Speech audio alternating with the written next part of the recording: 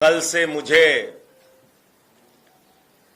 एके हंगल का शोले फिल्म वाला डायलॉग याद आ रहा है कि ये सन्नाटा क्यों पसरा है भाई। जब से अरविंद केजरीवाल जी ने आरएसएस के प्रमुख मोहन भागवत जी से 5 सवाल पूछे, पूरी आरएसएस खामोश है, पूरी भारतीय जनता पार्टी खामोश है। इसका मतलब अरविंद केजरीवाल जी के सवालों में सच्चाई है। अरविंद केजरीवाल जी के सवालों का जवाब पूरा देश चाहता है और आरएसएस और बीजेपी इस पर पूरी तरीके से खामोशी साधे हुए। कोई बोल ही नहीं रहा। देश के सामने इतने बड़े प्रश्न अरविंद केजरीवाल जी ने रखे। अपने आप को देशभक्त और राष्ट्रवादी कहने वाली संस्था आरएसएस, उसके प्रमुख मोहन भागवत जी से 5 सवाल उन्होंने पूछे और ये सवाल सिद्धांतों से जुड़े हुए हैं, उसूलों से जुड़े हुए हैं, सच्चाई से जुड़े हुए हैं। आज दिल्ली के मुख्यमंत्री वो शख्स है हिंदुस्तान के,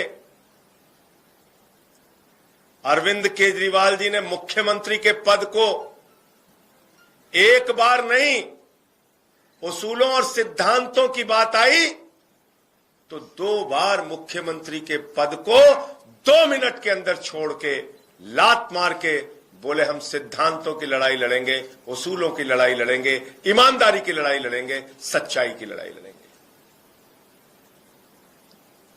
49 दिन की सरकार से मुख्यमंत्री के पद से इस्तीफा दिया। कोई चपरासी की नौकरी नहीं छोड़ना चाहता। जेल से निकल के आए, उसूलों और सिद्धांतों की बात आई, 2 मिनट के अंदर मुख्यमंत्री के पद से इस्तीफा दिया। और एक तरफ भारत के प्रधानमंत्री हैं, 75 साल की उम्र में भी अपनी कुर्सी नहीं छोड़ना चाहते। 75 साल की उम्र में भी अपनी कुर्सी से चिपके रहना चाहते हैं। तो ये बात तो पूरे देश के सामने खुली किताब की तरह है कि एक तरफ केजरीवाल जैसे ईमानदार और सच्चे नेता हैं जो मुख्यमंत्री की कुर्सी 1 नहीं 2 बार 2 मिनट के अंदर छोड़ के निकल देते हैं और ईमानदारी और सच्चाई, उसूलों और सिद्धांतों की लड़ाई लड़ते हैं। दूसरी तरफ भारत के प्रधानमंत्री हैं जो 75 साल की उम्र में भी अपने पद से चिपके रहना चाहते हैं। अब वो 5 सवाल जो अरविंद केजरीवाल जी ने कल मोहन भागवत जी से पूछे थे, वो 5 सवाल आज फिर से मैं आपके सामने दोहराना चाहता हूं और कुछ तथ्यों के साथ दोहराना चाहता हूं। पहला सवाल जो अरविंद केजरीवाल जी ने पूछा कि अपने आप को देशभक्त कहने वाली आरएसएस क्या इस बात से सहमत है कि आज भारतीय जनता पार्टी कोई राजनीतिक दल नहीं बचा बल्कि एक अपहरण गैंग बन चुका है। आज भारतीय जनता पार्टी कोई राजनीतिक दल नहीं बचा बल्कि पार्टियों को तोड़ने वाला एक गिरोह बन गया है। ईडी का डर दिखा के, सीबीआई का डर दिखा के, लालच देके, पैसे रुपए करोड़ों रुपए देके विधायकों को तोड़ना, सांसदों को तोड़ना, सरकारों को गिराना, पार्टियों को तोड़ना, यह काम भारतीय जनता पार्टी के द्वारा जो किया जा रहा है, क्या वो सही कदम है? आरएसएस के प्रमुख मोहन भागवत जी इस पर क्या मानते हैं? नंबर 1। नंबर 2, देश के सबसे भ्रष्टाचारी नेताओं को और जिनको किसी और ने नहीं। खुद भारत के प्रधानमंत्री ने भ्रष्ट कहा। एक अखबार में यह खबर आई थी कि विपक्ष के 23 वो नेता जिन पर गंभीर भ्रष्टाचार के आरोप खुद भारतीय जनता पार्टी ने लगाए, उनको गले लगाया, अपनी पार्टी में शामिल किया और उनको क्लीन चिट दे दी। मोदी जी की वॉशिंग मशीन में वो धुलकर पाक साफ हो गए। तो दूसरा सवाल, जिन नेताओं को खुद मोदी और अमित शाह और भारतीय जनता पार्टी भ्रष्टाचारी बताती रही, उनके भ्रष्टाचार को लेकर चीखती रही, चिल्लाती रही, कार्रवाई की मांग करती रही, उन्हीं नेताओं को जिन पे 70 हजार करोड़ रुपए के भ्रष्टाचार के आरोप खुद प्रधानमंत्री ने लगाए, उनको अपनी पार्टी के अंदर शामिल कर लिया। मोहन भागवत जी को ये कार्रवाई कैसी लगती है? क्या वास्तव में मोहन भागवत जी इन भ्रष्टाचारियों को बीजेपी में शामिल किए जाने पर सहमत हैं या असहमत हैं? नंबर 3, आरएसएस जो अपने आप को देशभक्त संस्था कहती है कि हम एक नैतिकवादी मूल्यों पर चलने वाले लोग हैं। आरएसएस जो कहती है हम तो राष्ट्रीय स्वयंसेवक हैं, हम इस राष्ट्र की सेवा करने के लिए आए हैं, जिनकी जिम्मेदारी थी कि भारतीय जनता पार्टी के ऊपर नजर रखें कि वो पार्टी कभी पथभ्रष्ट ना होने पाए, और पथभ्रष्ट होने की कोशिश करे तो उसके ऊपर अंकुश लगाया जाए, उसके ऊपर रोक लगाई जाए, उसके ऊपर मोहन भागवत जी बोले, उसके ऊपर आरएसएस के लोग बोले। तो केजरीवाल जी का तीसरा सवाल है आरएसएस प्रमुख मोहन भागवत जी से कि मोहन भागवत जी, क्या आपने भारतीय जनता पार्टी के पथभ्रष्ट होने पर, इन सभी कार्रवाइयों पर आपने उन पर अंकुश लगाने की कभी कोई कोशिश की? आप उनकी इन कार्रवाइयों से सहमत हैं या असहमत हैं? आपने कभी उनको रोका कि ये क्या कर रहे हो तुम? एक ऐसे मुख्यमंत्री जो फ्री शिक्षा, फ्री बिजली, फ्री पानी, फ्री इलाज, माताओं बहनों के लिए बस की फ्री यात्रा, बुजुर्गों की तीर्थ यात्रा, मुनाफे का बजट दिल्ली के लिए, ऐसे मुख्यमंत्री को जब जेल में डाला जाता है तो क्या मोहन भागवत जी के मन में प्रश्न उठता है कि ये काम बीजेपी गलत कर रही है, मोदी जी गलत कर रहे हैं? चौथा प्रश्न जो एक आरएसएस के कार्यकर्ता के मन में है, और आरएसएस का जो कार्यकर्ता बीजेपी में आया है उसके भी मन में है, और वो अपने आप को अपमानित महसूस कर रहे हैं। किस दबाव में बोल नहीं पा रहे नहीं मालूम, लेकिन जेपी नड्डा जो भारतीय जनता पार्टी के राष्ट्रीय अध्यक्ष हैं, उन्होंने खुले तौर पे कहा चुनाव के दौरान कि अब हमें आरएसएस की जरूरत नहीं है। तो क्या बेटा इतना बड़ा हो गया कि मां को आंखें दिखाने लगा? अपनी मातृ संस्था जिसकी कोख से बीजेपी पैदा हुई, उस आरएसएस को आंखें दिखाने का काम आज मोदी, जेपी नड्डा और अमित शाह कर रहे हैं। आरएसएस के प्रमुख को ये कही हुई बात कैसे लगी? उनके मन को ठेस पहुंची कि नहीं पहुंची? आरएसएस के कार्यकर्ताओं को ठेस पहुंची कि नहीं पहुंची? बीजेपी के अंदर जो आरएसएस से आए हुए लोग हैं, उनके मन को ठेस पहुंची या नहीं पहुंची? चौथा सवाल मोहन भागवत जी से दिल्ली के नेता, देश के नेता और पार्टी के राष्ट्रीय अध्यक्ष आदरणीय अरविंद केजरीवाल जी ने पूछा है। और पांचवा और अंतिम सवाल जो पूरा देश जानना चाहता है, जिसका जवाब पूरा देश सुनना चाहता है,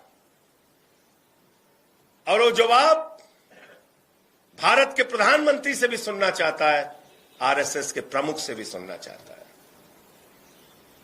आरएसएस ने और बीजेपी ने एक सिद्धांत निर्धारित किया अपने संगठन के लिए कि 75 साल पूरा होने पर भारतीय जनता पार्टी के नेता को अपने पद से इस्तीफा देना पड़ेगा। 75 साल की आयु पूरा करने के बाद कोई लोकसभा विधानसभा का चुनाव नहीं लड़ेगा, कोई मंत्री मुख्यमंत्री और प्रधानमंत्री नहीं बनेगा। 75 साल में बीजेपी के नेता को रिटायर होना पड़ेगा। यह सिद्धांत आरएसएस और बीजेपी ने निर्धारित किया, अपने लिए बनाया। लेकिन अमित शाह मोदी जी के बारे में पूछने पे कहते हैं, मोदी जी तो 75 साल के बाद भी देश के प्रधानमंत्री रहेंगे। मोदी जी तो 75 साल के बाद भी रिटायर नहीं होंगे। ये तो देश की जनता को तय करना है वो रहेंगे कि नहीं रहेंगे। लेकिन अमित शाह पहले से ही कह रहे हैं 75 साल की उम्र में पद नहीं छोड़ेंगे। 75 साल की उम्र में मोदी जी रिटायर नहीं होंगे, इस्तीफा नहीं देंगे।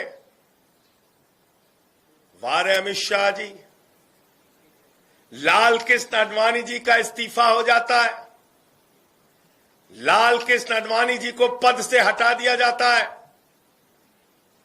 मुरली मनोहर जोशी जी जो बीजेपी के राष्ट्रीय अध्यक्ष रहे, उनको पद से हटा दिया जाता है, चुनाव लड़ने की इजाजत उनको नहीं होती। भारतीय जनता पार्टी के नेता और हिमाचल प्रदेश के पूर्व मुख्यमंत्री शांता कुमार जी को 75 साल के बाद चुनाव लड़ने नहीं दिया जाता, पद से हटा दिया जाता है। सुमित्रा महाजन जी लोकसभा के अध्यक्ष थी, 75 साल के बाद उनको उनके पद से हटा दिया जाता है, चुनाव नहीं लड़ने दिया जाता। वीसी खंडूरी जी 75 साल के बाद रिटायर कर दिया जाता है, चुनाव नहीं लड़ने दिया जाता। ये तमाम नेता, कलराज मिश्रा जी हमारे उत्तर प्रदेश के नेता, उनको 75 साल के बाद रिटायर कर दिया जाता है, पद से हटा दिया जाता है। लेकिन मोदी जी 75 साल के बाद भी रिटायर नहीं होंगे। जो नियम अपने पार्टी के जनक के लिए आपने बनाया, जो नियम आपने अपने पार्टी के वरिष्ठ नेताओं के लिए बनाया, क्या वो नियम उन नेताओं को राजनीति से बेदखल करने और निपटाने के लिए बनाया? हमेशा हमेशा के लिए उनकी राजनीति को समाप्त करने के लिए बनाया? और अगर वो नियम खुद आपने बनाया तो आपके ऊपर वो नियम लागू क्यों नहीं होगा? फिर मैं दोहरा रहा हूं इस बात को। एक तरफ अरविंद केजरीवाल है जो एक बार नहीं 2 बार मुख्यमंत्री के पद को, यहां लोग चपरासी की नौकरी नहीं छोड़ना चाहते हैं, मुख्यमंत्री के पद को 2 मिनट में छोड़ के उसूलों, सिद्धांतों, सच्चाई और ईमानदारी के लिए आगे बढ़ गए, उसकी लड़ाई के लिए निकल पड़े। और एक तरफ भारत के प्रधानमंत्री हैं जो 75 साल की उम्र में भी अपने पद से चिपके रहना चाहते हैं, प्रधानमंत्री की कुर्सी से चिपके रहना चाहते हैं, प्रधानमंत्री की कुर्सी को छोड़ना नहीं चाहते। ये फर्क है मोदी और अरविंद केजरीवाल में, जो खुली किताब की तरह देश के सामने है। और इसलिए मैं फिर कह रहा हूं, शोले के डायलॉग पर सन्नाटा क्यों पसरा है भाई पर, मत चलो बीजेपी और आरएसएस वालों। और जो सवाल केजरीवाल जी ने पूछा है उसका जवाब मोहन भागवत जी को और बीजेपी को देना चाहिए, क्योंकि पूरा देश इन सवालों का जवाब चाहता है। दूसरे पे सवाल देखिए, ऐसा है कि बातें बनाने के लिए बातें नहीं चलती हैं, सामने आंख में आंख मिलाकर बात करनी होती है। ये 5 सवाल एक ज्वलंत सवाल है इस देश के सामने जो केजरीवाल जी ने पूछा है, और इसका जवाब आरएसएस को देना चाहिए, मोहन भागवत जी को देना चाहिए। उस बीजेपी के नेता से मैं ये कहना चाहता हूं, 10 साल के राजनीतिक सफर में केजरीवाल ने जो कमाल करके दिखाया है, उसका कोई उदाहरण हिंदुस्तान की राजनीति में आपको नहीं मिलेगा। एक छोटी सी पार्टी को उठाकर राष्ट्रीय पार्टी बना दिया, 2 राज्यों में सरकारें बनाई प्रचंड बहुमत की, एक राज्य में 3 बार सरकार बनाई, पंजाब में प्रचंड बहुमत की सरकार बनाई, मुख्यमंत्री, मंत्री, विधायक, सांसद बनाए। कोई आर्थिक संसाधन नहीं, किसी बड़े राजनीतिक परिवार से रिश्ता नहीं, जमीन से उठ के अगर केजरीवाल बनने की ताकत है किसी नेता के अंदर, तो आप उदाहरण दीजिए, बताइए देश में एक नेता बताइए। और मैंने तो उदाहरण दे दिया, चपरासी की नौकरी कोई नहीं छोड़ता, 49 दिन के मुख्यमंत्री के पद से उसूलों सिद्धांतों की बात आई तो इस्तीफा दे दिया, जेल में संघर्ष किया, जेल में लड़ाई लड़ी, बाहर निकले तो 2 मिनट में मुख्यमंत्री के पद से इस्तीफा दे दिया। तो सवाल आज ये है।